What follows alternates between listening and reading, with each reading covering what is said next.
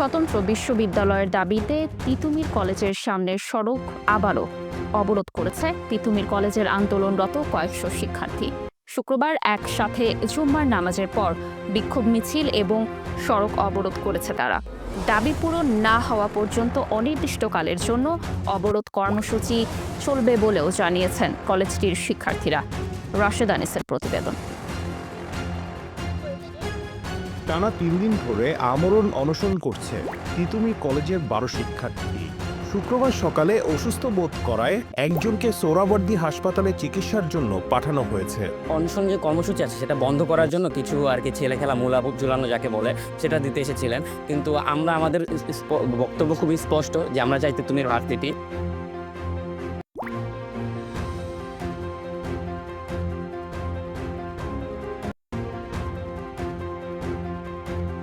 মহাকাল অবরোধ হতে পারে, গুলশান অবরোধ হতে পারে, তাদের যে প্রত্যাশা সেই প্রত্যাশার জায়গা থেকে তারা এমন কিছু করতেই পারে। আমরা তো অনশনকারী অনশন করবো, কিন্তু আমাদের সমর্থনে যারা আসবে তারা কি সিদ্ধান্ত নেবে এটা তাদের একান্ত ব্যক্তিগত। রাষ্ট্র এখন আমাদের ডাক কোনো সাড়া দেয়নি, কোনো আলোচনায় আসেনি।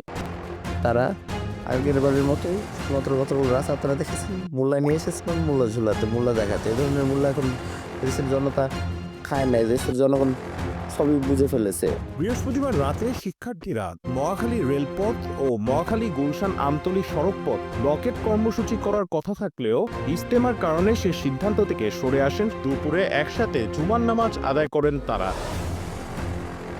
এরপর কয়েকশো শিক্ষার্থী মিলে প্রতিবাদ মিছিল বের করেন। তিতুমির কলেজের সামনে থেকে শুরু হয়ে মিছিলটি মহাখালী রেললাইন গুলশান 1 চত্বর প্রদক্ষিণ করে।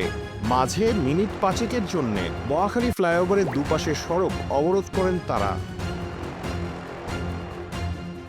দুপুর 2:30টার পর আবারও তিতুমির কলেজের সামনের সড়ক অবরোধ করেছে আন্দোলনকারীরা। তিতুমির কলেজের বিশ্ববিদ্যালয়ের প্রজ্ঞাপন জারি না হওয়া পর্যন্ত কর্মসূচি চলবে বলে জানিয়েছেন শিক্ষার্থীরা। রাশেদ আনিস, 71, ঢাকা।